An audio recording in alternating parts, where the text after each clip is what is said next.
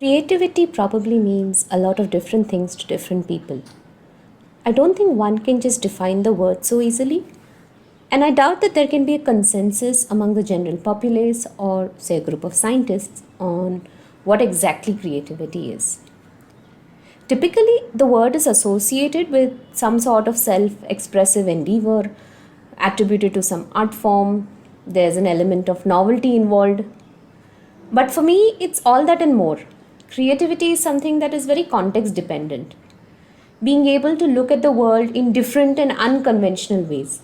Seeing those connections that others don't see, or coming up with the most uncanny ways to solve a problem. So, if you're looking at an image, how many different ways are we able to interpret that image?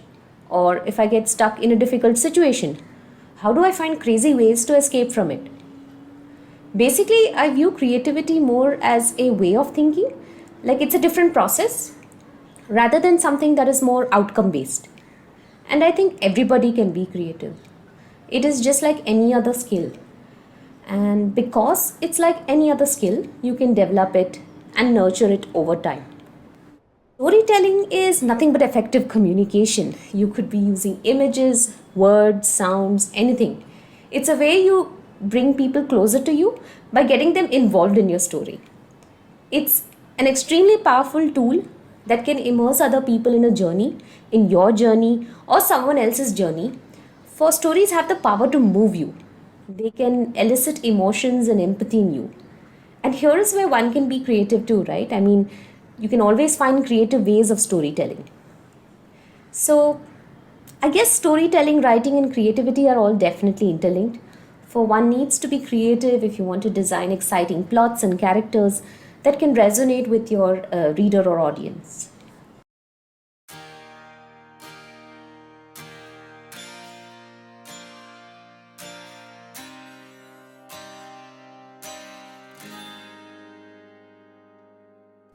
Hey everyone, welcome to the Closet Writer Chronicles.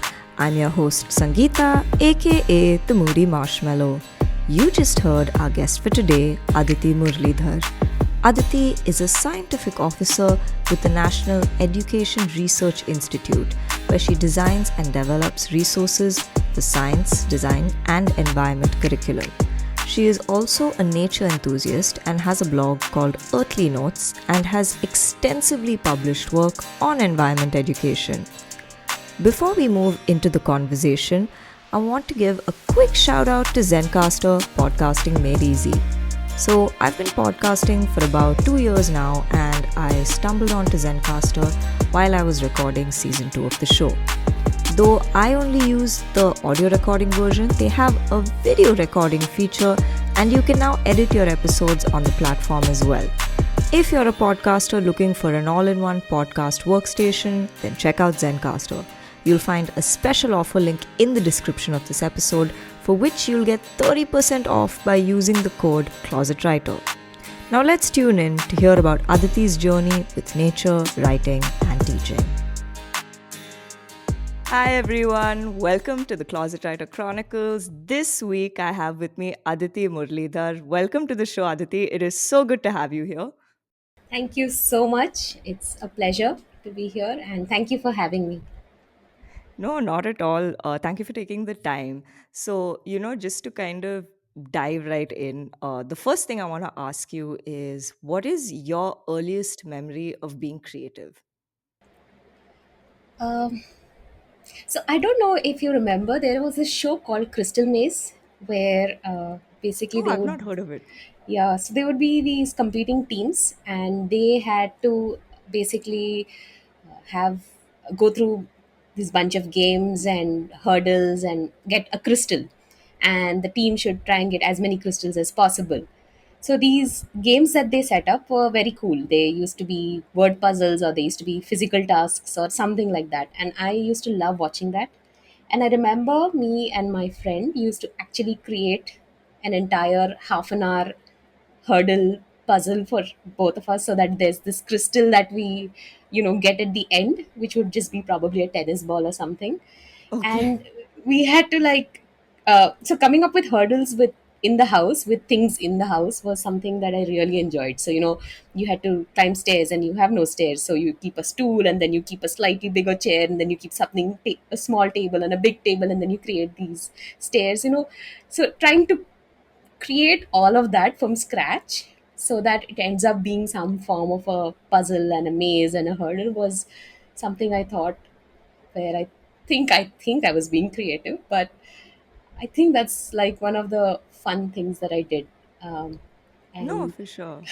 yeah, No, because I don't know why it kind of reminds me of like Takeshi's Castle or like that temple, the Temple Run show on Nickelodeon. I forgot the yeah, name, but it kind of reminds me of like those shows, and it reminds me of like when I was a kid, like with my cousins. Whenever we'd meet, we'd make like these like tents with like blankets and bedspreads, and we'd like pretend like we were camping in like some forest or absolutely. I something think, like that. yes, I think, yeah, I think we've all done that. So yeah, definitely, that definitely is something that we've done as well. Yeah, Yeah, so yeah, I think it's kind of cool how yeah, at that age especially, I think kids the way they try to entertain themselves, like we just find ways of, amusing ourselves.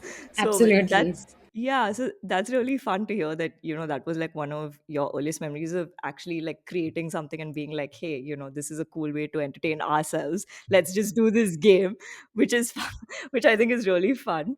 But obviously, like, talking about your education and whatnot. So you studied MSc zoology and then went on to do an MA in educational communication. Take us through how each of those choices happened for you. Like, what drove you to do each one of those? So I, I mean, since I was a small kid, I always remember being very, very, very aligned to something that happens around in the outdoors. I've always had my mom show me birds. In our neighborhood, I was part of a nature club, and so I think it was almost a natural career trajectory for me to take up a BSc and MSc in zoology. But I also noticed that during my entire time when I was doing my own education, I also spent extended amounts of time with other people, engaging in educational activities. So, taking people out for nature walks and things like that. So, sharing and talking with people is also something that I always enjoyed, always.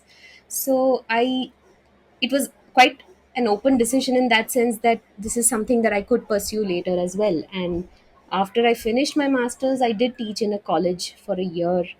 And that's when I realized that, oh, I do like this, something that I would like to get in full time into. And in general, I have a very pragmatic approach to life because we don't know where life is going to take us. True. And so it's always good to have a couple of things, that more than one thing that you're interested and invested in. So that's how I sort of also started working in education. And then I realized that, oh, you know what, I think I should also probably, learn some more about education because I was not formally trained in that. So that's how that shift kind of happened. Okay. So do you like, because I think teaching in itself is a decision that it's actually not the easiest profession to be in, because obviously you're like a student constantly learning and you're responsible for like someone else's education about something, right? Right. Um so kind of like, what has your experience been as in terms of actually teaching people things?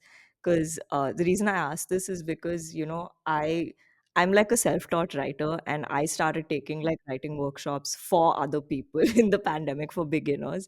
And I was always scared of like teaching because I thought that I wouldn't have the patience for it, honestly. And because, like I said, you're kind of responsible for someone else's interest in a subject and kind of trying to help them broaden their horizon and perspective on something, right? But only when I started, I realized how much I actually enjoyed it. And I realized it was a way for me to make writing more accessible to people who were scared, who were intimidated by, getting into it, to try it out. And I thought that was a very powerful thing, to realize and be like, you can be responsible and you can kind of broaden that access for people. So, what has teaching been like for you in that sense? Like, how have you enjoyed it and how did you get into it and stuff like that? So this is, I mean, something that I probably even reflect on even after years of being in education, because I think the role of teacher over the years has changed. And I know that there was a time, or even when when I was in school and I looked up to my teachers, and we used to view teachers as someone who knew everything, had the answers to everything. And but of course, times have changed, and right now we are living in an era where even as young school children, we have access to so much information in general. So I think with that also the role of teacher has changed, because now you have to walk into a class and probably you would have children who already are equipped with a lot of things that they might already be aware of and know of, and it can be intimidating for a teacher. And even for me till date, if I do have to take a class, I am sort of nervous about it at some level. But I think if you view it as something where it's a sort of a co-learning thing, where there's always something to learn from students as well, and there's always something to learn from teacher, and there's an exchange, or you try and figure out things together, then that approach sort of helps to make the situation a little less overwhelming. So I try and employ that, but it never always works out to be that way. But I generally really like interacting with people and talking, particularly say about nature and environment, because there's so much scope for discussion there. Anyone can pitch in there. It's not something where you feel intimidated, say, even by a topic. Like if you're scared about something maths, and you don't want to say something Yeah. wrong, those kind of things. So those things usually inhibit, or doesn't let people actually be free about what they want to share. But something about nature and environment is something I feel people generally do have something to share and are more open to share about it, and therefore that makes the learning space more interactive, and there's more scope to have discussion there. So this is something I'm working on still. I don't think I might have exactly answered your question, but yeah, this is broadly what I feel. No, no, but it's nice to hear, right? Like what your sort of perspective on it is, because obviously you're going through this journey yourself, and it's like you said, it's like a constant learning curve, and it's like an evolutionary process in that sense of like, because you're constantly growing and learning as a teacher yourself. So, Absolutely. but yeah, more power to you for like taking that step to teach, because I think it's I think more than a noble profession, I think it's just a position of a lot of responsibility, right? Because you're really trying to make a subject accessible for someone and interesting, and you're trying to give them perspective which they may not have necessarily have, and discover it on their own terms also, so which I think is really cool. um but also, right now you are a scientific officer at a research institute for science education. Can you tell us what exactly your role is? Like, what does that entail? And, how did that happen for you? And how did you kind of decide to kind of go in this trajectory? So soon after my post graduation, when I did decide that I like to work in the space of education, and I worked for a bit in education, I did get this opportunity to work full time in a place where the research is focused on developing teaching learning methods for science and math education and design education, which is one of the areas I work in.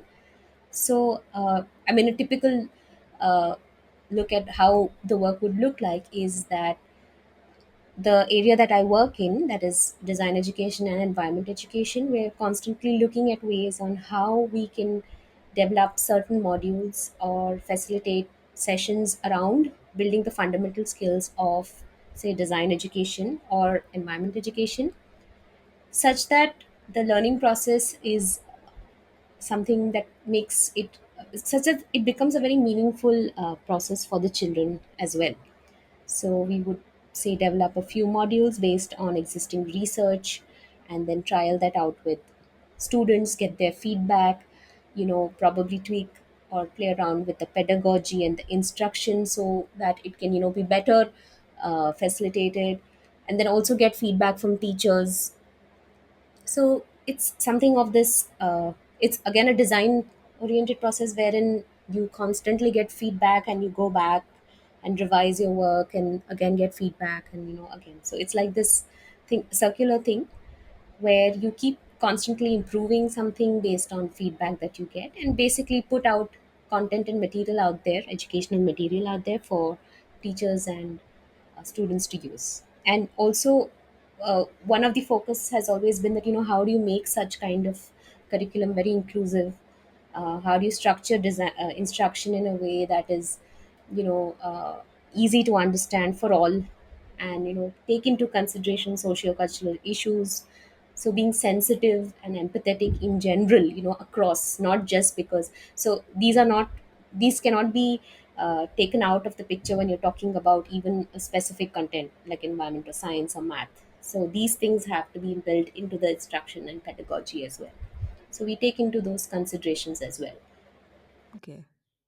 So, when you're say essentially designing the curriculum, what exactly is the sort of um, I don't know if SOP is the right word, like the right term, but basically, what is the process of actually doing that, of designing a syllabus in terms of, okay, do you guys, brainstorm of what should be included?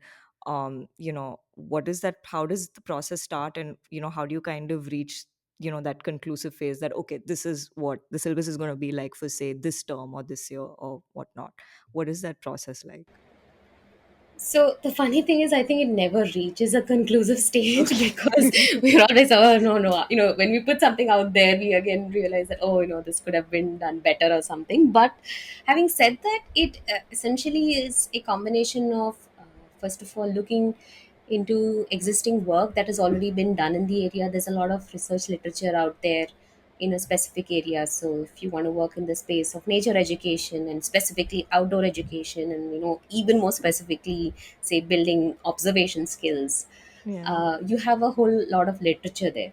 So you start out by looking at what's been done already. How does that inform your development of the module?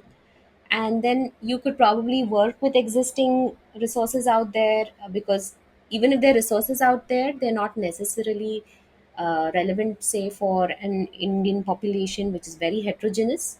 So you might have a lot of resources that are, say, available on some other website which caters to maybe European or American nations, and that might not be, say, very relevant. So how do you take that and contextualize it for, say, a more local population?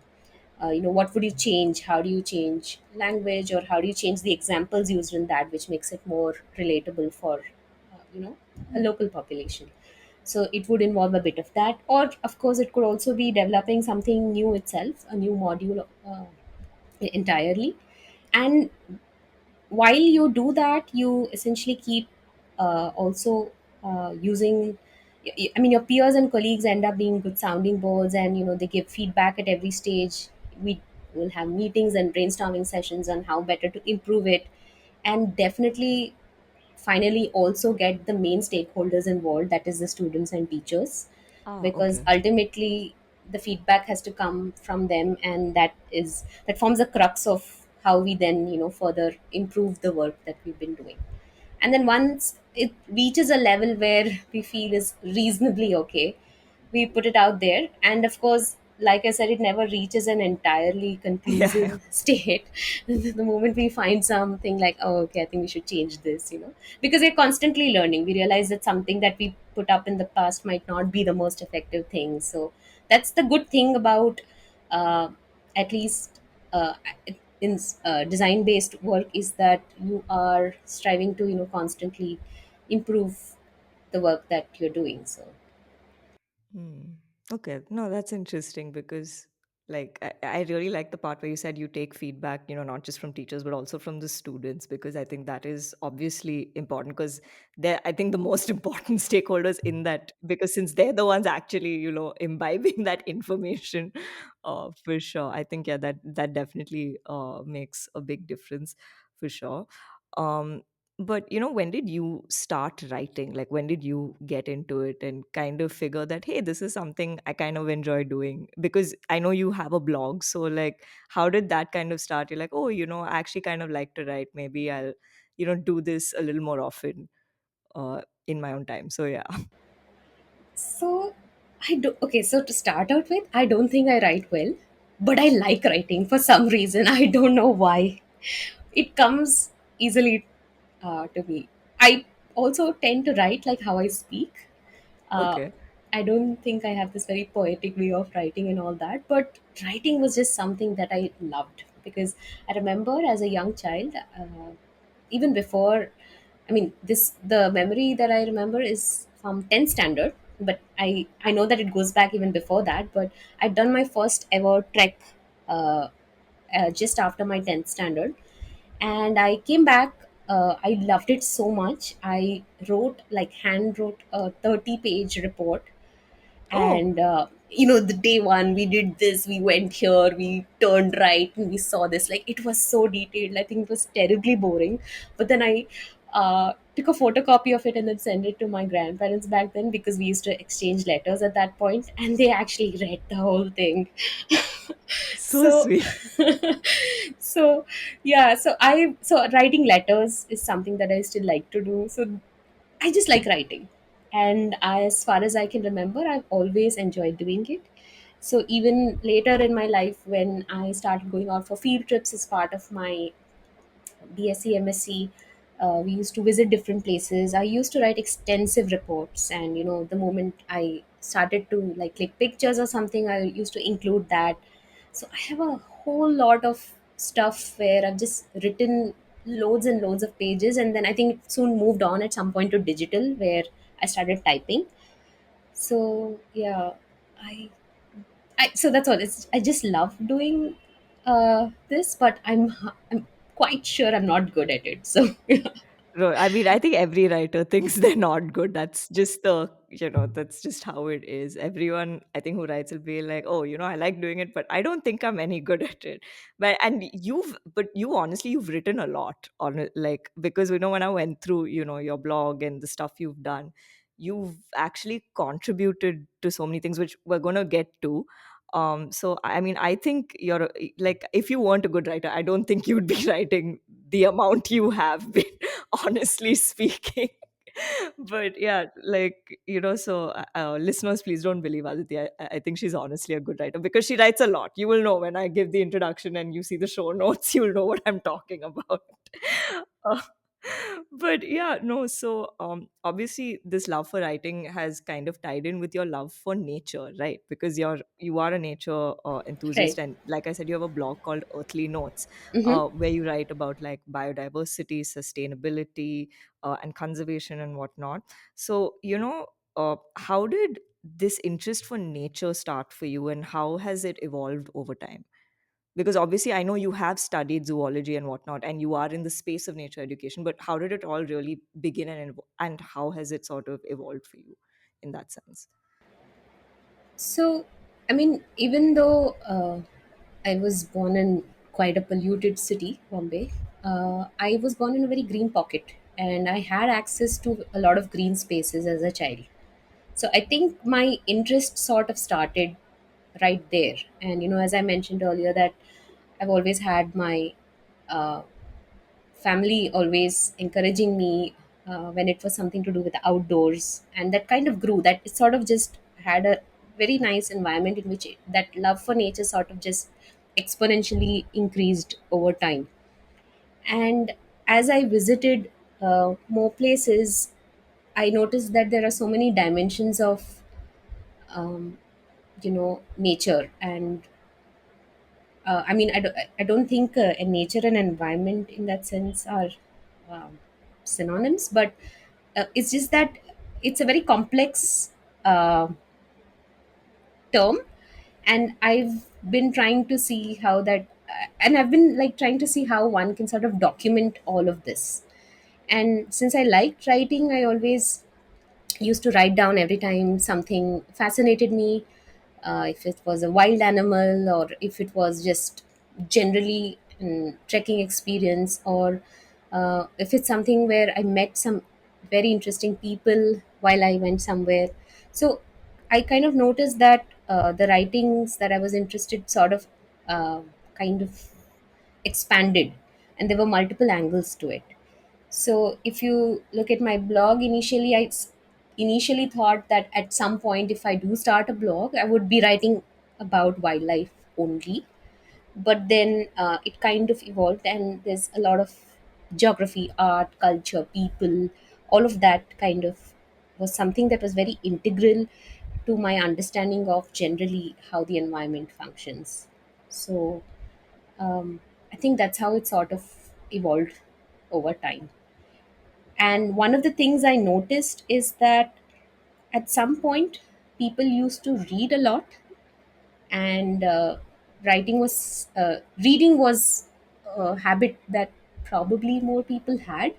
But I'm seeing that change over time now. I'm not um so I kind of noticed, I can also see that in the kind of interactions that I have on my blog with readers, that people I think now prefer shorter pieces, because now I think we've moved on to a time where there's just one image and say one liner, so the attention spans have changed.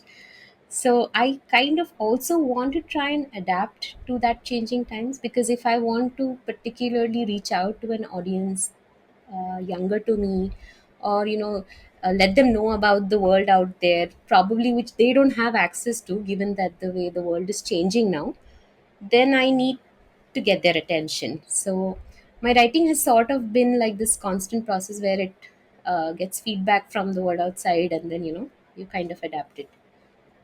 Yeah. Oh, okay. Interesting. So, you mentioned that nature and environment are synonymous but not the same. So, I was kind of curious about that. Can you kind of elaborate? Um, I don't know if I have an answer to this. I To would the just best say, of your understanding and ability. I think as a way of saying nature is sort of where I mean, when I say nature, there is this idea that we have something like pristine and clean and green that comes to our mind. And environment is something that we probably view, I mean, we use probably more colloquially, because it's like our surroundings. So I think we tend to associate a lot of things to it, because the word environment often goes along with environment pollution, environment preservation, environment thing. But the moment I say, oh, you are in nature, and I think probably this will be reflected in my writing as well, but there's this tendency to basically use nature when you're talking about something more pristine. But over time, I've sort of got to get to the point where um, you can't see one without the other. Like, we are part of nature as well, and we are one small element of that, and we sort of say influence other elements. So it's kind of, I don't know whether it makes sense to see nature as something like the other. Okay. So, I mean, I don't think I've been able to articulate this very well, but I think uh, it's something that I'm still struggling with, because I'm pretty sure if I go through my readings, I will probably find a contradiction there with what I just said. So, yeah. No, because I thought it was really fascinating that you said, that they're similar. But I kind of get what you're trying to say, with the two of them. Because yeah, I think usually when you say nature and environment, it's like it's the same thing. Like, what is the difference? But I kind of get where you're trying to come from with this. And yeah, I think on that note, it's also an urge to listeners to go read Aditi's blog, which I will put in the description below. Yeah. to but yeah, so you're also a bird watcher, birdier, is that the right way to say it? Birdier. Birder is something that's commonly used. Birder. Okay, Yeah. birder. And Okay. yeah. But yeah, Okay, bird so watcher works as well. Yeah. can you tell us more about that? For listeners obviously who may not know, can you explain what exactly a birder, who exactly a birder is and what they do, but also how did you start getting into bird watching? Um, so bird watching is sort of like, I would say, a subset of nature watching. I mean, if you say are just generally interested in all things wild, it could be snakes, it could be insects, it could be butterflies. So I think there are terms for all of that. And if you're specifically interested in birds, observing birds, so that's basically what a bird watcher does. For some it's like a hobby, for some it's their work, some do it for recreation, For me, bird watching and nature watching, because I generally like uh, to observe everything. uh, and birds, I just have a soft corner for it. But for me, it's like a meditative state of mind. It takes me to a place where there's a lot of, I get a lot of peace from it. And the beauty of this is that you can do it from anywhere. Like, so again, talking about this previous thing about this nature and environment thing, previously I would have probably said that, oh, you can go into a jungle and do some bird watching. But the most amazing thing about observing nature is that you can do it anywhere from your home, or if you're in the jungle, or if you're at a beach, anywhere. It's about appreciating nature and everything about it. There's a huge degree of personal joy and enjoyment one gets out of it. So bird watching specifically, would entail observing birds keenly, not just looking at it, but noticing all the finer details. It would also entail saying, say, like identifying the birds, certain features, what color they have, what do they, what call do they have, what is their song like, where are they found, what's their habitat. And bird watching, in some sense, is where you're truly immersed in the habitat itself, and you're not just observing the bird, but also everything associated with it, because it's all connected in some sense. Yeah.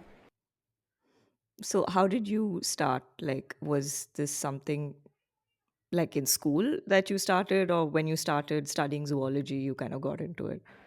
No, bird watching again was just something I don't know. I think I was just naturally inclined to it. I think because I remember even in school when our practicals had started, our biology lab was kind of at the end of the building, which looked onto a beautiful green space, and my attention would be always outside the window, even when we are doing some very important practical. And I remember our biology teacher would be like, attention here, and I'll be like, oh, okay, okay, yeah, I have to look back. And it was, I think, during some dissection class, and so I was like, I should not cut up something wrong. So I always had my eyes wandering outside. I've actually also been in meetings where I would be speaking to someone, and then my eyes would just linger outside the window because I spotted a bird, and I'm like, oh my god, this is so exciting. I've also excused myself from meeting saying, oh my god, this bird is right there. Can you please excuse me for 2 minutes? I just have to get a photo of this. So all these weird things have happened. So yeah, so I've always generally been interested in bird watching, but I think over time I would uh, I I like to observe birds, but I also really, really like observing everything else, like be it insects, snakes, frogs, butterflies. There's just so much out there, and each of it is like an entire, uh, journey of trying to discover how this is. Yeah. Oh, that's so cool. Um, but also, like, and this is where I'm coming to the whole writing thing, and you've written a bunch of stuff.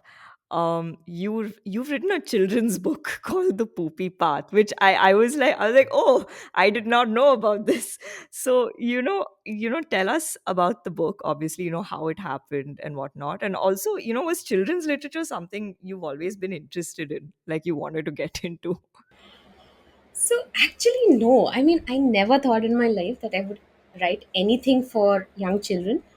As a kid, I remember reading some very interesting stuff that I remember till date, but that was never on my agenda as like children's literature. But this was something that the theme of the book is something that was in my mind for a lot of years, and I had my good friend Butul, who collaborated with me and shared this vision with me. When I kind of narrated this story to her. So the book essentially is set in the Western Ghats of India, and it's kind of like coming from my own experiences of working a lot on in field in this specific place. So it's the Chorla Ghats, Okay. which is at the tri-juncture of Karnataka, Maharashtra, and Goa. It's a lovely, beautiful area with beautiful forests, and there's a lot of wildlife there. So I spent extensive amount of time there, and I almost never got to see wild animals there. And but that was okay for me. But I did realize that when you start speaking with people, when you or you hear people going on safaris and all of that, there is this tendency to think that jungle mein gaye par kuch dikhta nahi hai, kind of, Okay. which is true because wild animals are secretive, they don't want to be seen. So the whole idea of wanting to know that the forest is very much alive even if you don't see anything in it was some kind of a theme that I wanted to play around with. And I think since my BSc days, I've been absolutely obsessed with animals poop and scat. So we never see the animal, but we definitely saw its dropping and scat, and I would take pictures of it. So I've always had family members telling me, "Why does your album always have pictures of poop?" I'm like, "Yeah, no, because there was a leopard here." For me, that was more exciting. Like, did you see the leopard? No, not really. So that is still exciting. So even now, when I go to the forest and say we don't see the wild animal, but if I see scat there, it's kind of exciting to know that that there's this whole other thing happening there, and it's happening in um, so naturally, and we don't actually see it because wild animals are secretive. So the story revolves around this boy who lives in the city who thinks that there's nothing much to see in the forest, and he sort of is taken for a walk uh, to through a village near the forest, where this girl who lives there, she takes him and kind of shows that how there is much to be learned about the seemingly invisible wildlife. So it sort of is a way the story tries to make an attempt to sort of show that the nature of wild animals, their secret lives. It wants to emphasize the traditional knowledge people have, the local people have. It also wants to subtly challenge certain gender stereotypes, and mainly kind of create the sensitization among the urban children who probably think there's nothing to see in the jungle. Hmm. So we've tried to maintain all the accuracy of the description and age and culture of the place referenced in the story. So the way the landscape is described, the animals that you find there, everything is kept accurate in terms of what actually is from that region. So yeah, that's what Poopy Path is all about. Yeah. No, but that's so cool. And I think it's really nice to have resources like this for like young kids, right? To kind of just, again, like making it accessible and sort of interesting for them also to see that, oh, like, there is much to learn about, nature. And I think, yeah, green literature is something that has been really out there for the past couple of years. And that is something that's encouraged a lot now, especially with children. So it's really cool that you came out with this book. But that's what brings me to like my next question. The fact is, like, I mean, obviously, you write your blog, but you've also contributed articles to various platforms, right, about like nature and whatnot, and you've also contributed to like educational journals. So then, since you've written for so many different platforms, and of course now you've done the children's book also, like what is your approach to writing for like each platform? Like, is it different or is it pretty much the same? Because obviously I know your audiences are different, so that is something I assume you keep in mind. But do you have like a specific approach in how you're writing a piece of information when you know it's going on a certain kind of platform? Um, so I think it probably starts from that very point, is that who's your audience? So that becomes the starting point of how you want to go about writing. And once you know who your audience is, then the next thing you should be asking yourself is that what do you think should be that one takeaway from that article that you are writing? And I don't have any specific method that I follow. I just write, and then I kind of see the flow, and I keep rereading it, and I try to see that if a person reads it for the first time, does it make sense? Is the main point being communicated? So I don't think I have like a specific process that I find, but the two main things that guide me are knowing my audience, who I'm writing for, and the second thing is knowing what is that final punchline that I want to communicate, or the general idea, that the takeaway that I need communicated. So these sort of are my broad guidelines. The rest of it just I think falls in place. That's something I don't think I have a blueprint for. So, but like I would assume, like, is there like, obviously you write like say a first draft, and do you send it then?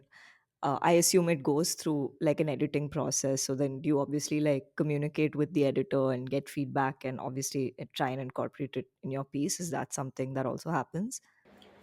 Yeah, definitely. I mean, if you're writing any sort of academic publication, the process of peer review definitely happens. You would have experts from the field, giving back feedback on what they think should be included or not included in the draft. You also generally have a lot of good pointers that come from the editorial team, because they are someone who understand the broader picture of their publication and their agenda better, so they're able to guide you better, saying that, oh, maybe this word is too technical, could you break it down for our readers? Or so you get a whole range of feedback from peers, from the editorial team. And apart from that, and there are, so it's never like a draft one, there's always like a draft 20, 30, then 30, 31A, 31B, 32, 30, it keeps going on forever. So I've also learned to realize over time that never ever name a file final, Yeah, because yeah. is it's like the most crazy thing that you can do, assuming that that is the This is final the one. final draft. Yeah, it's never You're the just final draft. you're just fooling yourself.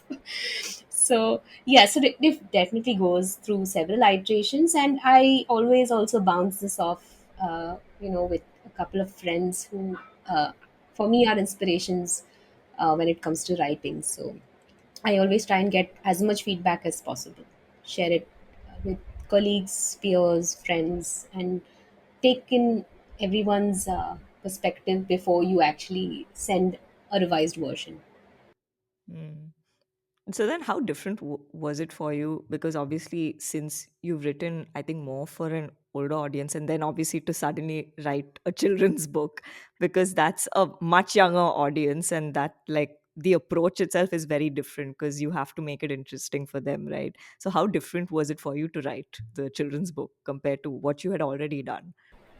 Yeah, so actually, I think I struggled the most in the children's book, because I just did not have any sort of idea of how that would work out. So the only thing that I could do was read other books and sort of see how they kind of place their text and stuff. I also collaborated with Shalini, who was the editor for the book, uh, who is much more experienced in the space of children's literature. So I really had experts around me who could guide me well when it came to writing for children.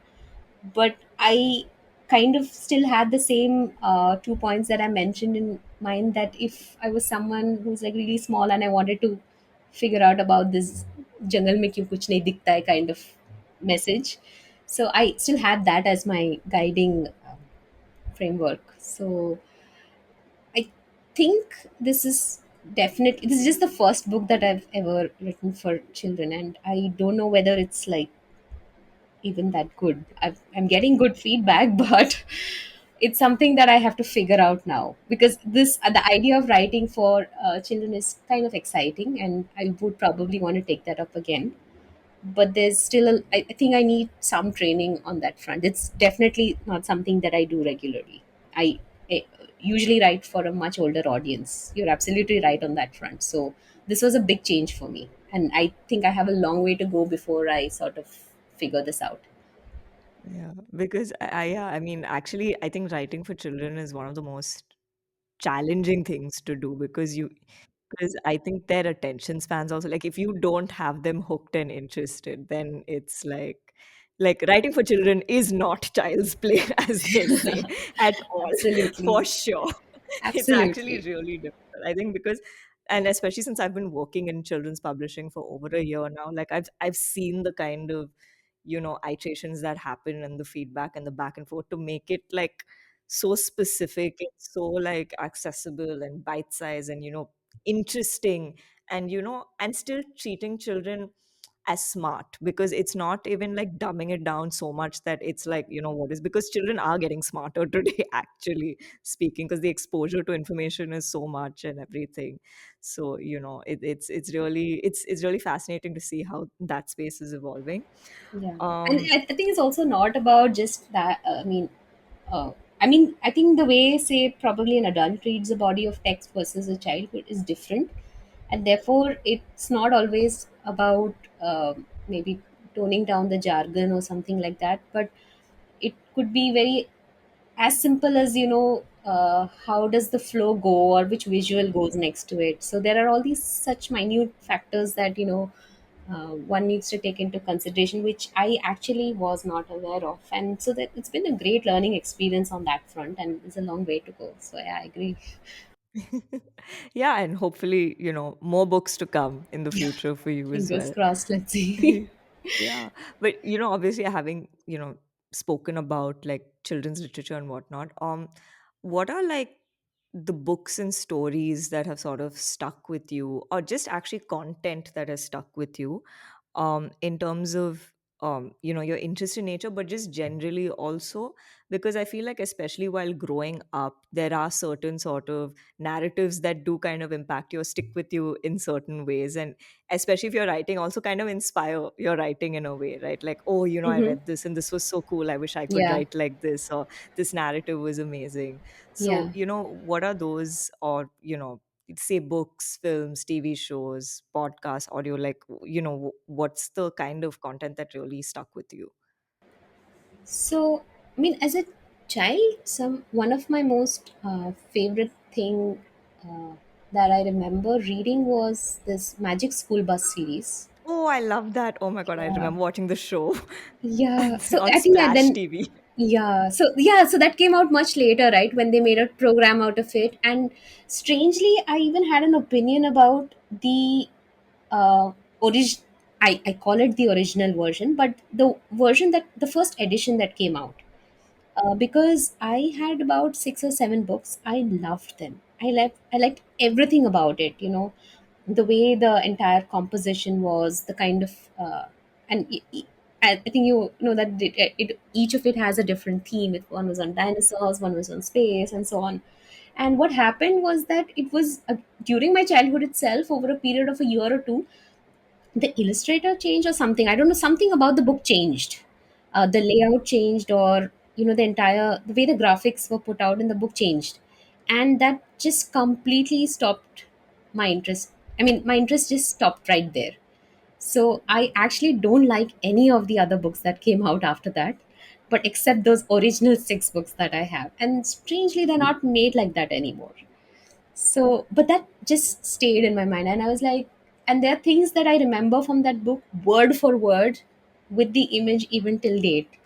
So, I, I think that kind of also tells you what is the power of these um, literature, or exposure that you have to um, books and shows and things like that. Because if they can really like create an impact lifelong. I mean, it's something that I can, yeah. So, and the other book I really liked reading as a kid was this Rainbow Fish.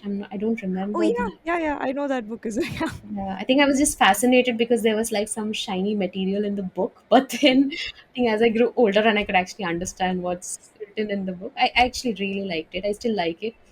So it is generally a very good theme, and I think those are great themes to work with. And in recent times, I've sort of like I don't have, strangely, I don't have very favorite artists or writers, because I kind of read everything that comes in my way. I also probably prefer reading shorter pieces, like 3 4 minute reads or something. I say I like to read books, but I don't think I'm that invested, because I sometimes finish a book in a day, and sometimes I take a month.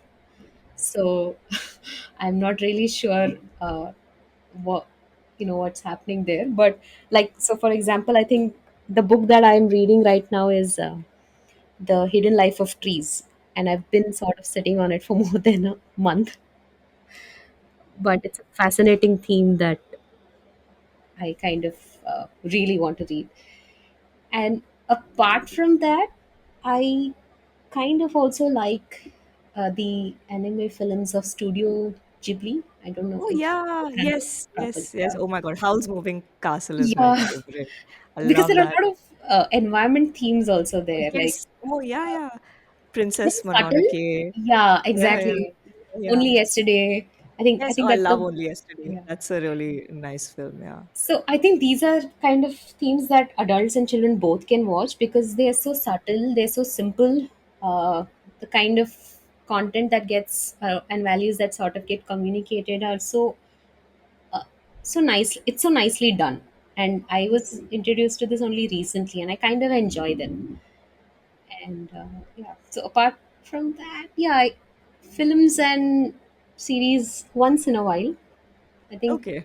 yeah, once in a while. I don't think there's something that's like really favorite, but something that stuck in my mind for a bit was this movie called Woman at War.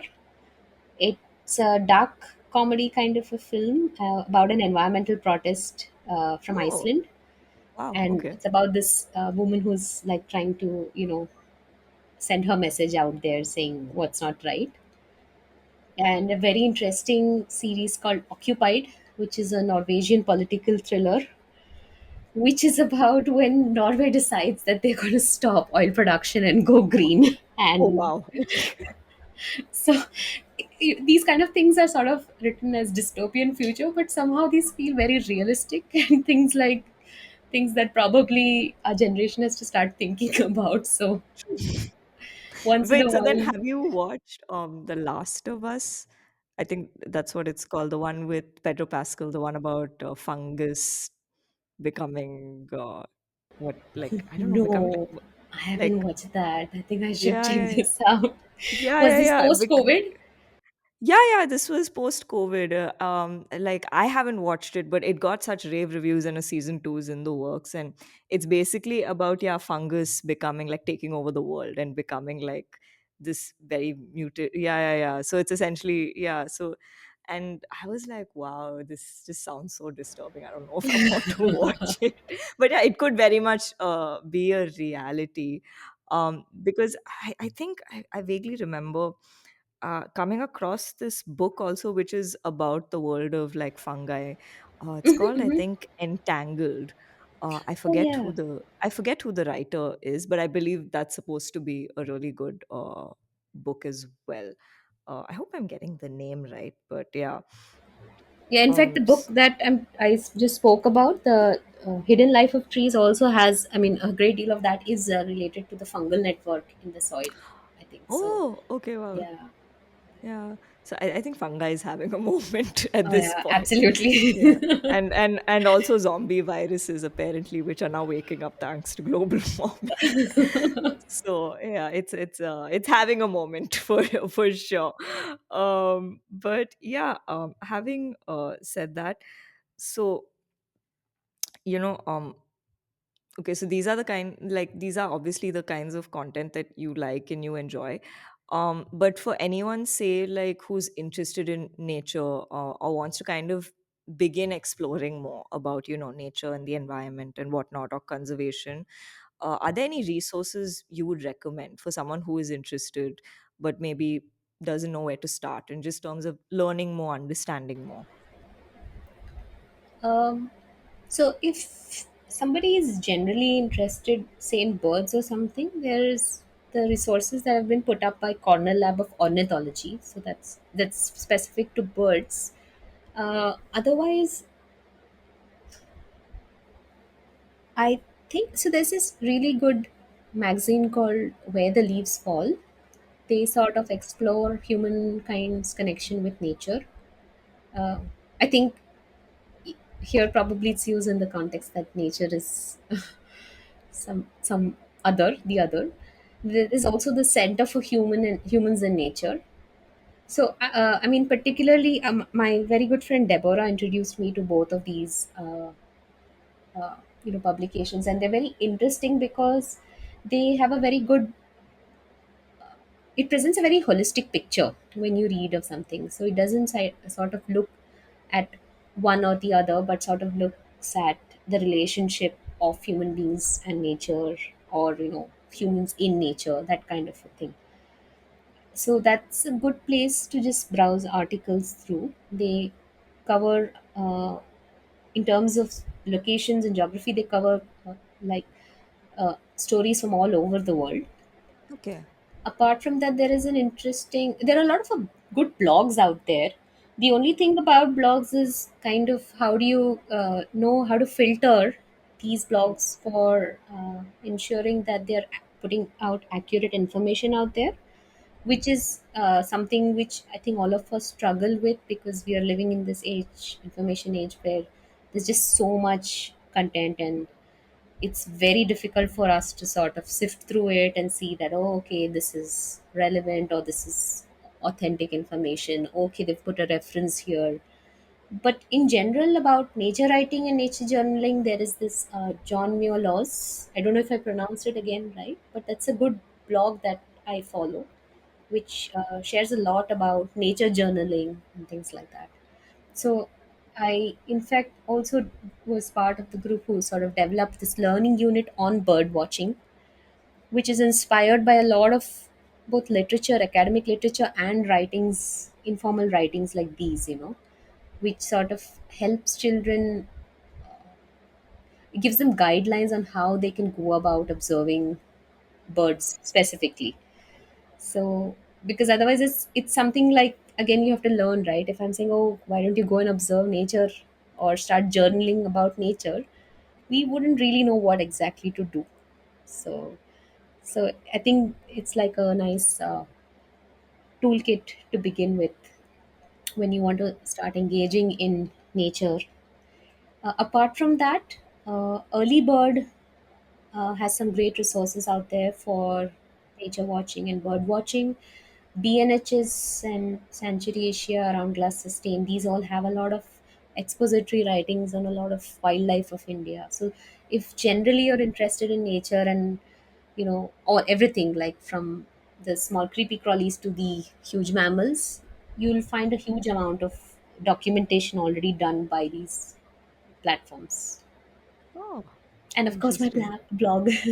Yeah, of course. I mean, that goes without saying. Follow Earthly Notes for more content on information. Yeah. No, for sure. I think like in this whole space of like green literature for kids especially, like I think certain books that kind of came to my mind, one was I forget who the publisher was, but I had done a review on this. It's called The Living Museum. Oh, The Living Museum is basically like this sort of illustrated guide for kids, which I okay. think would make a really great supplementary reader, which is about like your urban wildlife, so to speak, or like so essentially the kind of plants that you'll find growing around you. So within the house, the kind of creatures you might find, Right. or like outside, like in your neighborhood, in the park and stuff like that. Like, a certain kind of butterfly or a bee or a wasp or like just and kind plants and trees which kind of have their own ecosystems, which I thought was really fascinating. It's a beautifully illustrated book, Right. and it's got a lot of information. I think I thought it was a really I fascinating mean, book who is it written for? What's the for audience? children. Okay, children. Okay, I okay. think it's I'm not sure if it's like a 6+ audience or something like Okay. that. Wow, that'll Yeah, be so interesting. it's actually quite a fascinating book. Then of course there are books like say Asali, Mamo and Me, because when you're talking about bird watching, that's a book because that's written by Zai Whitaker. So it's about her uncle and her and how she talks about bird watching. So that was something else that came to mind. Um, but yeah, I think there's just so much of information and content out there today for sure regarding this. But yeah, on that note, we're now coming towards the end of this interview, and we always end on these with these last two questions. So the first one is, what are your aspirations? What are you looking forward to in the near or even distant future? It can be professional, personal, creative, whatever. Okay. So I feel that, as we become older, we sort of tend to think that we've sort of seen enough of the world, have a lot of experience, and it's probably a natural tendency for us to feel that way. And I will also probably just admit that I think I'm much wiser now than I was 10 years ago. But I think in terms of, aspirations and how I look forward to how, things move in near or distant future, I it's important to kind of keep reminding myself that I still know nothing, because the world out there is really complex, and the more you keep yourself open to situations and ideas is only when you will learn more. It's like, how I might say, okay, do bird watching from your home, just observe a crow. And you're like, crow, I mean, there's what is there to learn from a crow, right? But then if you spend enough time, you'll find that there is something new that you learn even from that observation. So, but if we kind of have we're closed about it, that there's only so much we can learn, then it's kind of very limiting. So, in terms of creative aspirations, I think I just need to follow the same. I do want to keep learning and be open to learning. And I'm pretty sure that there will be something new that I learn from different people, and also from new different things from the same people. So, it's largely that I remain flexible and adaptable so that I can be more resilient to life and its unforeseen changes. Hmm. Okay. And lastly, what is a piece of advice or learning, you'd like to give? Again, can be personal, professional, creative, whatever. Just something you wish people were more aware of. Uh, I don't think I'm the best person to give advice, but if there are just three things that I would like to share with people, it would be prioritize your physical and mental health. It's kind of very important that you find something that gives you peace of mind. And I know it's kind of easy to say this because not all of us have control over all the variables that operate in our lives. And so it might actually be difficult to prioritize your physical and mental health. But this goes a long way. But I think it's important. This is something that, I mean, these are things that I kind of even strive for myself. So I might not be actually uh, reaching the kind of benchmarks that I would, but this is something I do want uh, generally for myself as well. The second thing is being respectful to people, because the more you see the world today, I think people seem to be more polarized. There seems to be some sort of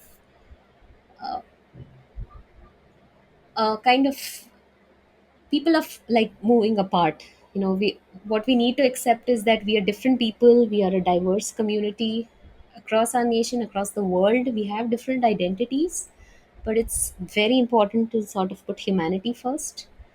And in that, and when we put humanity first, therefore you generally have to continuously keep reminding yourself to be respectful to people, everybody, and empathize with people and their circumstances. That's the second thing, because sometimes I feel this is the root of all problems. And the third thing is be open to new things, ideas, and situations, because I think that is only when you one can grow as a person. And I think that's also related to the other 2 points that I mentioned before. Because if we close doors and be rigid about something, it's very difficult to sort of um, have something new to learn. It's like the it's done, there's nothing more. It's that kind of approach.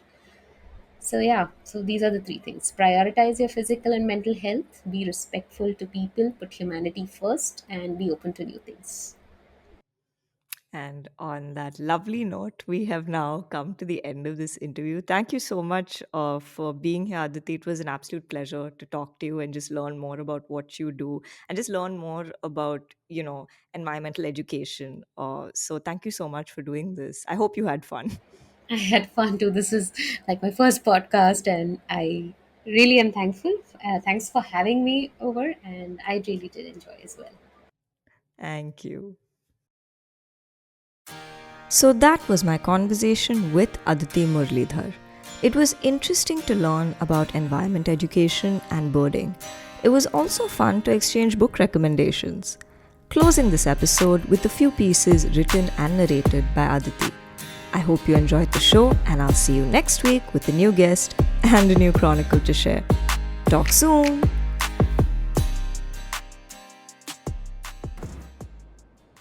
I will be sharing 3 pieces of writing. The first one focuses on wildlife. So, this was a piece that I wrote for Sanctuary Asia.